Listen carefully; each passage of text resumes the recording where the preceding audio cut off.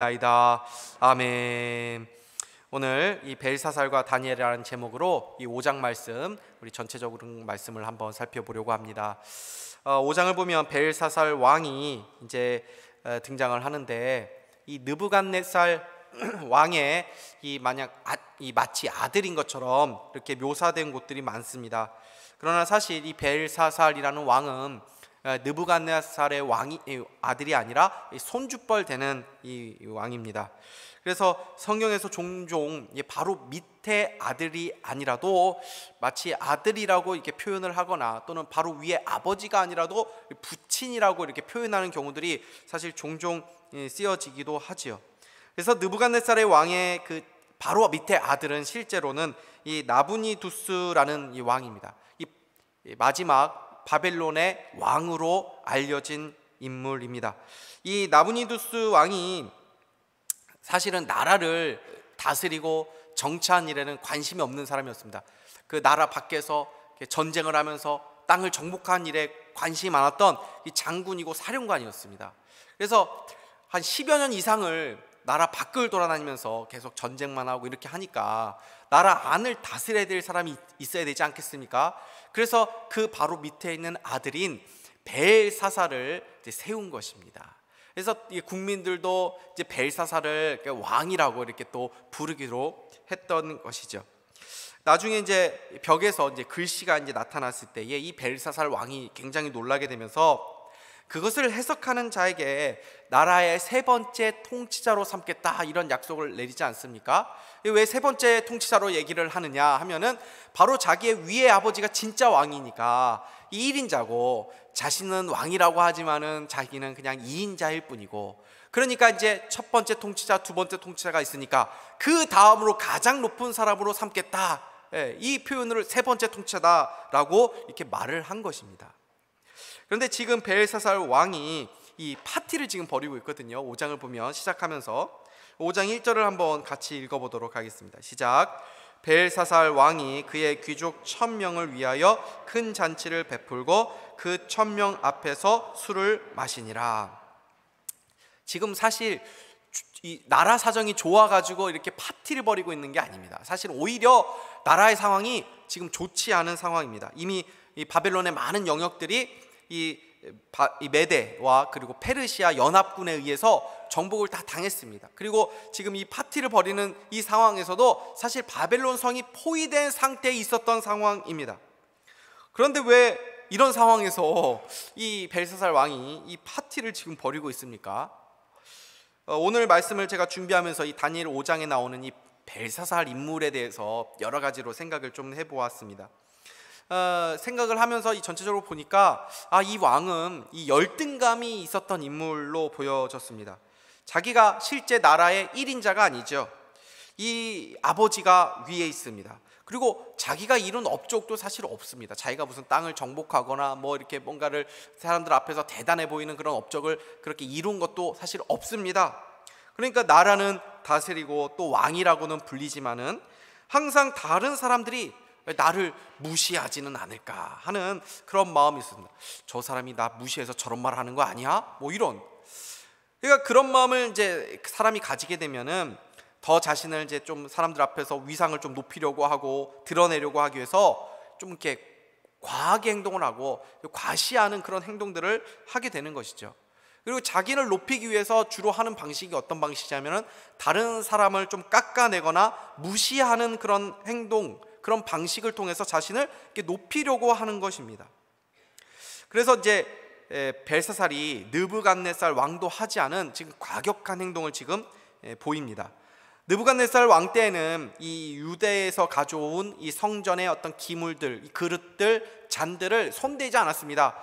유대인들에 대해서 이 하나의 모욕적인 행동이 된다는 것을 알았기 때문이기도 하지만, 느부갓네살 왕이 하나님에 대해서 경험한 것이 있지 않았습니까? 그 하나님에 대한 두려운 마음이 또 있었기 때문에 그 성전 기물을 손대지 않았던 것입니다.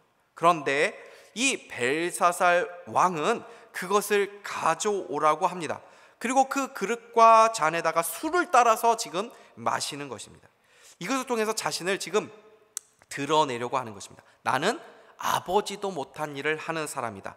아버지는 하나님을 두려워해서 그렇게 했을지 몰라도 나는 하나님을 전혀 두려워하지 않은 사람이다 라는 것을 지금 과시하는 것입니다. 벨사살이 느부갓네살 왕 때에 일어난 그 하나님의 일에 대해서 몰랐을까요? 알고 있었던 인물입니다. 17절에서 23절을 보시면 우리가 읽지 않은 본문이기 때문에 좀 길어도 우리가 같이 한번 천천히 읽어보도록 하겠습니다. 같이 읽겠습니다. 시작. 다니엘이 왕에게 대답하여 이르되 왕의 예물은 왕이 친히 가지시며 왕의 상급은 다른 사람에게 주옵소서. 그럴지라도 내가 왕을 위하여 이 글을 읽으며 이의 해석을 하려리이다. 왕이여 지극히 높으신 하나님이 왕에 붙인 느부갓네살에게 나라와 큰 권세와 영광과 위엄을 주셨고 그에게 큰 권세를 주셨으므로 백성들과 나라들과 언어가 다른 모든 사람들이 그의 앞에서 떨며 두려워하였으며 그는 임의로 죽이며 임의로 살리며 임의로 높이며 임의로 낮추었더니 그가 마음이 높아지며 뜻이 완악하여 교만을 행함으로 그의 왕위가 패한 바 되며 그의 영광을 빼앗기고 사람 중에서 쫓겨나서 그의 마음이 들짐승과 마음과 같았고 또 들나귀와 함께 살며 또 소처럼 풀을 먹으며 그의 몸이 하늘 이슬에 젖었으며 지극히 높으신 하나님이 사람 나라를 다스리시며 자기의 뜻대로 누구든지 그 자리에 세우시는 줄을 알기에 이르렀나이다. 벨사살이여 왕은 그의 아들이 되어서 이것을 다 알고도 아직도 마음을 낮추지 아니하고 도리어 자신을 하늘의 주제보다 높이며 그의 성전 그릇을 왕 앞으로 가져다가 왕과 귀족들과 왕후들과 후궁들이 다 그것으로 술을 마시고 왕이 또 보지도 듣지도 알지도 못하는 금은 구리 쇠와 나무 돌로 만든 신상들을 찬양하고 도리어 왕의 호흡을 주장하시고 왕의 모든 길을 작정하시는 하나님께는 영광을 돌리지 아니한지라. 아멘. 분명히 벨사살은 하나님의 이야기를 들었다는 것이 알고도 그럼에도 불구하고 성전 기물을 가져오라고 해서 의도적으로 그 그릇에 술을 따라 마신 것이죠. 이것은 하나님을 공개적으로 무시하고 하나님을 조롱하고 모독하는 것입니다. 요한계시록을 보면 이 바벨론을 이 세상으로 상징을 합니다. 그래서 바벨론의 멸망은 세상의 멸망으로 말합니다. 지금 왕이 술을 마시고 이 파티를 벌이고 있는 이 시점이 어떤 시점입니까? 나라가 잘 되고 있을 때가 아니라 나라가 곧 망할 시점에 눈앞에 두고 있는 상황에 술을 마시고 파티를 벌이고 있습니다. 종말의 때를 지금 보내고 있는 것입니다. 성경은 세상의 마지막 때에 쾌락을 사랑하고 하나님을 노골적으로 대적한다고 말씀합니다. 갈수록 앞으로 우리가 살아갈수록 세상은 더 하나님을 무시하고 더 하나님을 조롱할 것입니다. 대놓고 막 모독을 할 것입니다. 성경은 종말이 가까울수록 세상은 더 완악해져 가고 하나님을 대적하게 된다라고 말씀하기 때문입니다. 미국은 기독교 국가입니다. 그런데도 그 욕을 하는 걸 보면 거기에 하나님이라는 단어가 들어가고 예수님이 들어갑니다. 욕을 하면서도 예수님, 하나님을 말합니다. 이게 얼마나 하나님의 이름을 망령되게 부르는 것입니까? 얼마나 하나님을 가볍게 취급하는 것입니까? 왜 갈수록 세상이 이렇게 악하게 이렇게 행하게 됩니까? 그렇게 해도 아무 일도 일어나는 것 같지 않다라고 생각을 하기 때문입니다. 그러나 하나님은 그냥 모른 척하고 계신 것이 아닙니다. 몰라서 그런 것이 아닙니다. 지금 당장 아무 일도 안 일어나는 것 같아서 사람들은 더 담대하게 죄를 짓고 더 하나님 앞에서 교만하게 행하고 살아가고 있지만 하나님은 그것을 모르고 계시는 것이 아니라 그것을 보고 계시다는 것입니다. 그래서 벨사살 왕에게 나타나서 하나님이 경고를 하십니다. 벨사상이 이 한참 술파티를 벌이고 막 쾌락을 즐기고 있을 때에 벽에 손가락들이 나타나서 글을 쓰죠. 느부갓네살 왕 때는 하나님께서 경고를 하셔도 꿈에서 개인적으로 경고를 하셨는데 벨사살이 하나님을 공개적으로 모독하고 무시하니까 하나님도 공개적으로 이 벨사살을 경고하고 계십니다. 술에 취해 있었지만 벨사살은 너무 놀랄 수밖에 없죠. 이게 꿈이야? 아니 생시야? 아니면 내가 술에 취해가지고 지금 헛것이 보이나? 하는데 꿈이 아닙니다. 헛것이 아닙니다. 그 글씨가 그대로 남아 있습니다. 너무 무서워서 왕이 지금 막 무릎이 막 서로 부딪히면서 오들오들 떨었다고 성경이 기록하고 있습니다. 왕뿐 아니라 거기에 있던 모든 사람들이 다 놀라서 혼비백산하고 다 흩어졌습니다. 왕은 소리를 치면서 모든 술객과 점술객들과 지혜자들을 다 불러오라고 명합니다. 그리고 저 글의 내용이 무엇이냐고 해석을 해보라고 하는데 아무도 그 해석을 해주지 못합니다.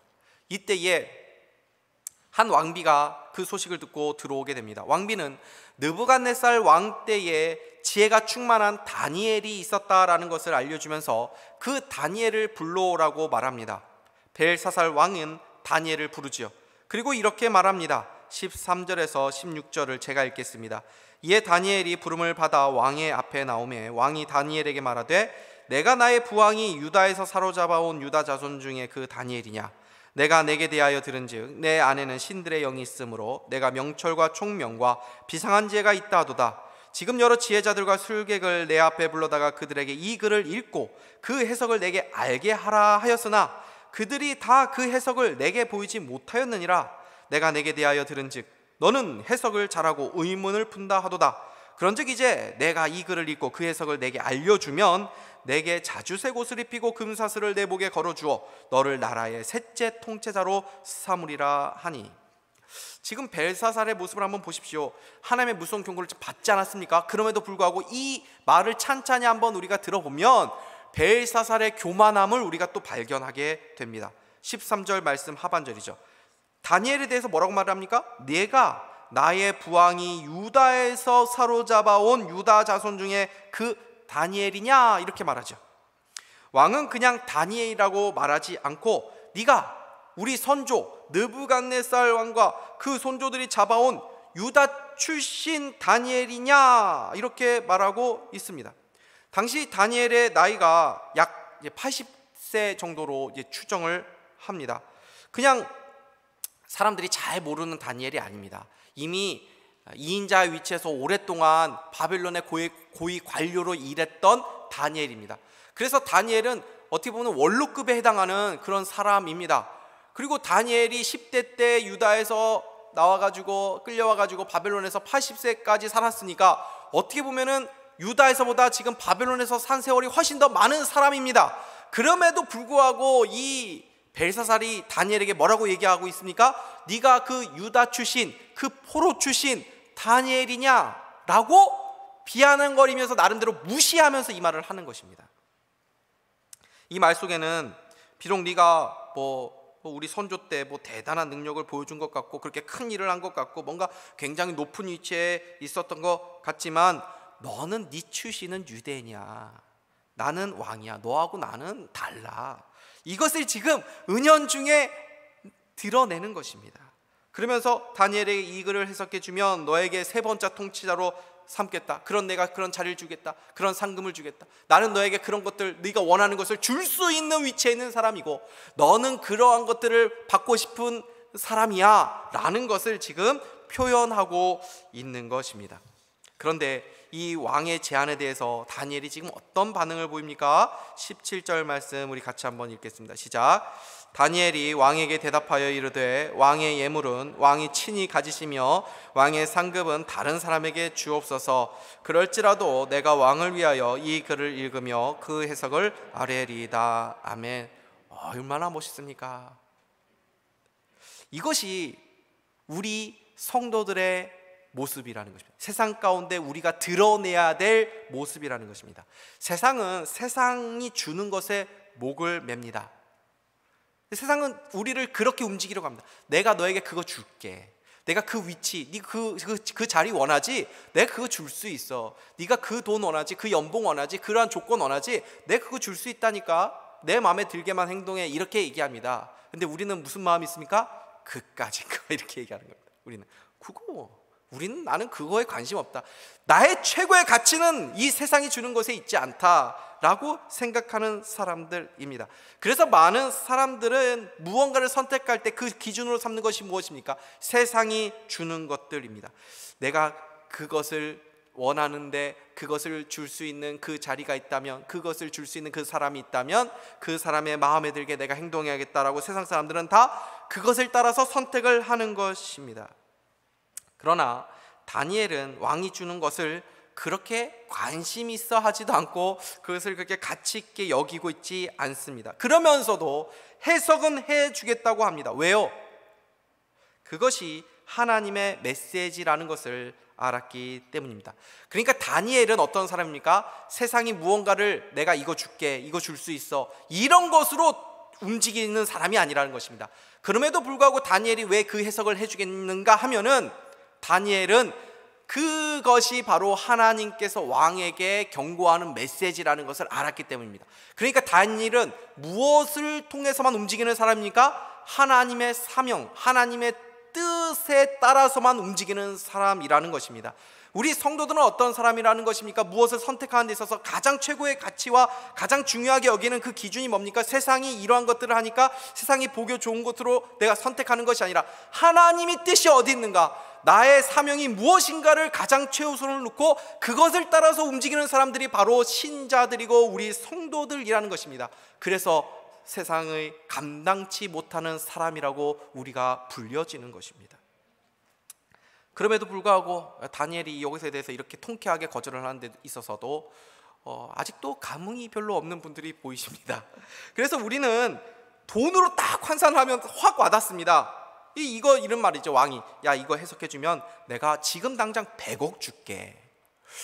다니엘이 이 왕의 이 말을, 이 글씨를 봤을 때 너무나도 간단하게 해석할 수 있었습니다. 한 문장입니다. 왕의 나라를 하나님께서 다 계수하셔가지고 달아보니까 부족함이 있어서 나라가 나누어집니다. 한마디 하면 됩니다. 한마디 하면 100억이 있고 뭐 공기업에 뭐 대표 자리 주고 이렇게 한다는 것입니다. 그런데 그거 상관하지 않습니다. 그는 하나님의 사람으로서 왕 앞에 서서 하나님의 심판의 메시지를 그대로 전할 뿐입니다.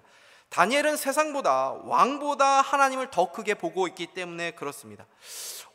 우리도 이런 사람이 되고 싶은데 어떻게 하면 이런 사람이 될 수 있을까요? 어떻게 하면 다니엘처럼 이렇게 행할 수 있겠습니까?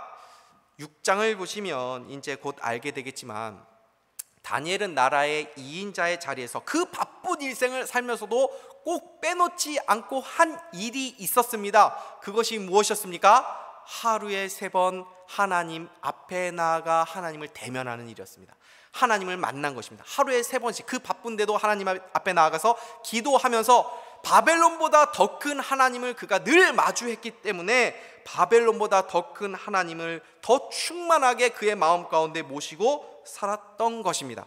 그러하였기에 그는 그렇게 하나님을 세상보다 더 크게 보면서 세상의 상에 관심을 가지 않고 세상이 주는 것에 마음이 움직이지 않고 하나님이 주시는 것을 바라보며 살아갈 수 있었다는 것입니다.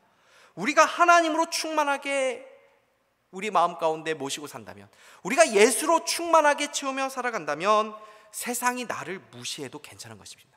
다니엘 지금 이 벨사살이 무시하고 있는데도 거기에 분노하지 않거든요.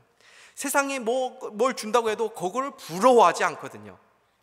지난주에 우연히 기사 하나를 보았는데, 예전 역도 선수 장미란 선수가 요즘 종종 등장을 하더라고요. 그 장미란 선수의 기사 내용을 보았습니다.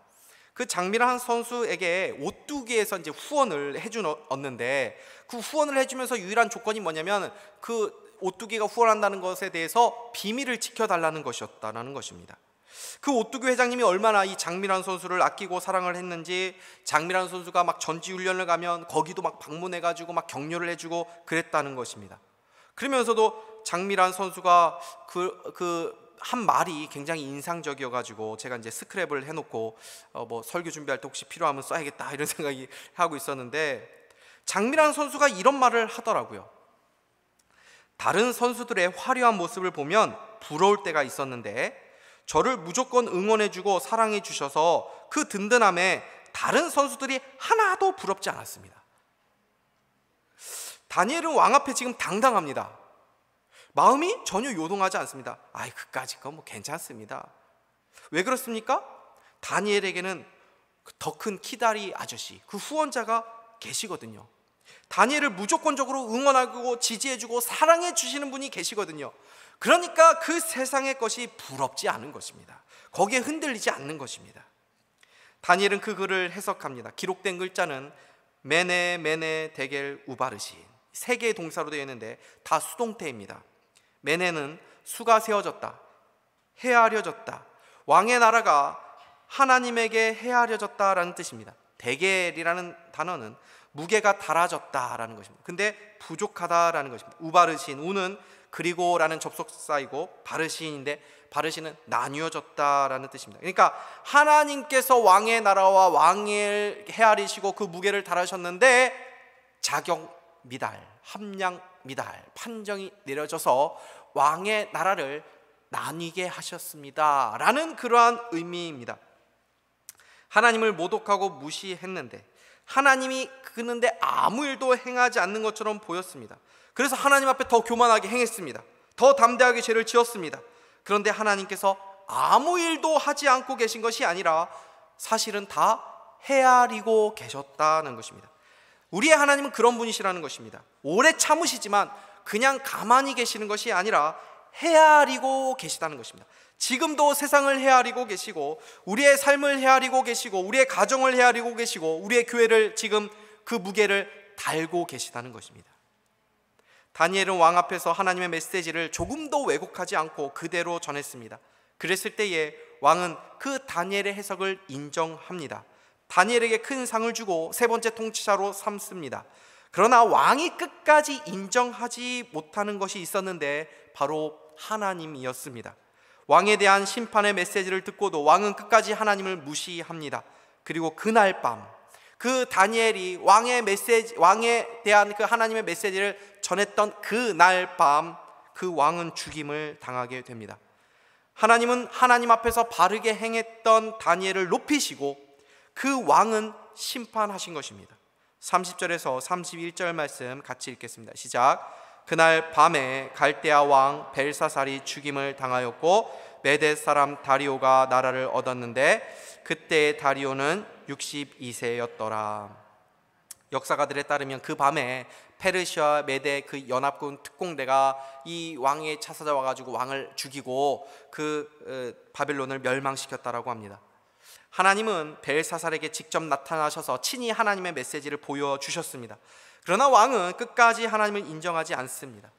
가끔 하나님이 직접 세상에 좀 나타나시면 많은 사람들이 예수님을 믿을 텐데, 우리가 어렵게 막 전도하지 않아도 어떤 사람들이 가끔 하나님 있으면 좀 보여줘봐 했을 때 하나님께서 한번 그냥 속 시원하게 나타나셔가지고 조금 사람들도 좀 놀리켜 주시고, 정말 사람들 앞에서 하나님을 인정을 꼭 할 수밖에 없는, 하나님을 부인하지 못할 정도의 그런 놀라운 일을 좀 한번 대놓고 한번 좀 해주시면은 손쉽게 많은 사람들이 예수 믿고 하나님을 섬기게 될 텐데 왜 하나님이 그렇지 않게 하지 않으시지? 라는 생각을 우리가 할 수 있을지 몰라도, 오늘 성경을 보면 하나님이 직접 나타나시고 뭐 큰 기적을 행하신다 하더라도 교만한 사람들, 완악한 사람들은 끝까지 하나님을 인정하지 않는다라는 것을 우리는 알게 되는 것입니다. 벨사살은 느부갓네살 왕 가운데 일하신 놀라운 하나님의 이야기를 들었지만 거기서 아무런 교훈을 삼지도 못했고 벽의 글씨를 봐도 그것을 통해서 회개하지 않은 것입니다. 우리는 오늘 말씀을 통해서 어떤 교훈을 받게 됩니까? 하나님 앞에 우리가 겸손하게 행해야 한다는 것을 배우게 되죠. 그러나 그것만으로 조금 부족해 보입니다. 우리는 그리스도 안에서, 복음 안에서, 또 십자가 안에서 오늘 구약의 이야기를 해석할 필요가 있기 때문입니다. 벨사살 왕이 특별히 더 교만해서 하나님에게 이런 무서운 심판을 받았다고 생각할 수 있겠습니까? 우리는 구약의 이스라엘 백성들을 보면 참 완악한 백성들이다, 하나님의 백성들이라고 하는데 하나님께서 그렇게 기적을 베풀어 주시고도 하는데 참 어떻게 그렇게 저렇게 늘 겸손하지 못하고 교만하게 행하느냐, 이게 목이 굳은 백성처럼 저렇게 끝까지 완악하게 행하느냐 하면서 하나님의 백성들에 대해서 우리가 참 고개를 절레절레 흔들 때가 있습니다. 그런데 구약의 이 이스라엘 백성들의 그 완악한 패역함을 성경이 우리에게 보여주는 이유가 무엇입니까? 우리로 하여금 그런 구약의 백성들을 정죄하라고 보여주시는 것이 아니라 바로 그런 자들이 우리라는 것을 알려주기 위해서 주신 것 아닙니까? 우리도 벨사살 왕과 다를 바 없는 사람들 아닙니까? 사실 우리는 하나님을 안 무시하고 삽니까? 우리도 하나님을 가볍게 여기고 하나님을 두려워하지 않고 무시할 때가 얼마나 많이 있습니까? 사실 하나님을 주님 나의 친구라고 이렇게 얘기하고 찬양을 하는데 좋은 찬양입니다. 하나님이 우리의 친구 되신 거 맞습니다. 근데 하나님을 친구라고 하면서 혹시 가볍게 여기지는 않습니까? 하나님을 경외하면서 하나님을 정말 두려워하는 마음이 우리 마음 가운데 얼마나 있습니까? 하나님의 전 존재 앞에서 나의 전 존재를 그분에게 굴복시키고 하나님이 나의 온전한 왕이시며 하나님이 나의 주인 되십니다 고백하면서 그분을 온전히 경배하며 그분 앞에 굴복하여 예배하는 그러한 신앙의 고백이 우리의 영혼 가운데 얼마나 깊이 울려 퍼지고 있습니까? 아니면 단지 그냥 내 삶에 문제가 생기면 해결해 주는 해결자, 내 삶을 좀 아름답고 조금 더 윤택하게 만들어주는 어떤 컨설턴트, 내 삶에 문제가 생길 때에 이거 하나님 좀 상담 좀 해주십시오 하면서 그 하나님을 좀 카운셀러쯤으로 여기며 살아가고 있지는 않습니까? 하나님을 경홀히 여기는 사람들은 죄를 지으면서도 이렇게 생각을 합니다. 나는 구원을 받았으니까, 내가 회개하면 하나님은 용서해 주시니까 하나님도 뭐 이해해 주시겠지. 벨사살과 마찬가지로 하나님을 무시하면 내 멋대로 우리가 살아가고 있는 그런 모습을 우리가 부인할 수 있습니까? 그런 우리들이 맞이할 종말이 무엇입니까? 벨사살과 동일한 죽음이고 벨사살과 동일한 심판이고 정죄이고 멸망일 수밖에 없는 것입니다. 우리의 종말은 그렇게 정해져 있는 것입니다. 그런데 우리에게 임한 은혜가 무엇입니까? 다니엘은 벨사살을 살리지 못했지만 다니엘보다 더 나은 선지자이신 예수님께서 벨사살과 같은 우리들을 살려주시기 위해서 이 땅에 오셔서 십자가를 지시고 우리를 대신해서 하나님의 심판을 대신 당하시고 하나님의 무시와 사람들의 조롱을 당하시면서 우리를 구원해 주신 것입니다. 하나님이 우리를 달아보실 때 여기 중에 한 사람도 그 무게를 채울 수 있는 사람이 있습니까? 다 자격 미달이고 다 함량 미달이고 다 부족함 투성이인 인생들입니다. 그런데 마지막 날 하나님께서 우리를 계수하실 때, 우리를 카운트하실 때에, 우리를 심판하실 때, 우리를 달아보실 때에 우리는 깃털보다도 가벼운 인생을 살았기 때문에 그 무게를 조금도 채워지지 못하지만은 갑자기 그 부족이 채워지는 은혜를 경험하게 될 것입니다. 마치 아이가 시소를 타고 아무리 발버둥 쳐도 무거운 그 사람을 감당해지고 있지 못할 때에 갑자기 그 아버지가 그 위에 앉아가지고 순식간에 그 시소의 기울기를 바꾸듯이 예수 그리스도께서 우리 위에 임하여 하나님의 의를 충만하게 채워줄 것입니다. 그래서 우리에게는 이 예수님만이 소망이 되시는 것입니다. 그 예수 그리스도의 은혜 때문에 우리가 매주 하나님 앞에 나와가 담대히 예배할 수 있는 것입니다. 사순절 기간입니다. 우리를 위해 사람들의 조롱과 무시를 당하시며 고난을 받으신 예수님을 바라보면서 우리 안에 하나님을 무시하는 교만함, 우리도 무시당하면 얼마나 싫습니까? 그런데 우리도 여전히 나보다 좀 부족해 보이는 사람을 보면은 무시하는 그러한 교만함이 있고, 세상처럼 나보다 조금 부족해 보이는 사람들을 그렇게 정죄하는 그런 교만한 마음이 있는데 그 마음을 회개하면서 조금이라도 더 주님 마음에 합하게, 조금이라도 더 세상보다 크신 하나님을 바라보면서 하나님이 기뻐하시는 뜻을 위해서 살아가는 저와 여러분 다 될 수 있기를 주님의 이름으로 축복합니다. 기도하겠습니다. 하나님, 오늘 말씀을 통해서 다시금 우리의 교만함을 바라보게 하시고 회개케 하시니 감사합니다. 우리는 날마다 하나님과 사람들 앞에 죄를 짓는 자들이고 남보다 나를 더 자랑하고 사랑하는 우리의 연약함이 있습니다. 그러나 주님이 우리의 소망인 줄 알고 그 그리스도를 의지하오니 그 은혜로 살아가게 하여 주시고 하나님을 경외하는 마음이 더 커져가서 세상 가운데 하나님이 기뻐하신 뜻을 따라 행하는 저희 모두가 될 수 있도록 인도하여 주시옵소서. 감사드리며 예수 그리스도의 이름으로 기도하옵나이다. 아멘.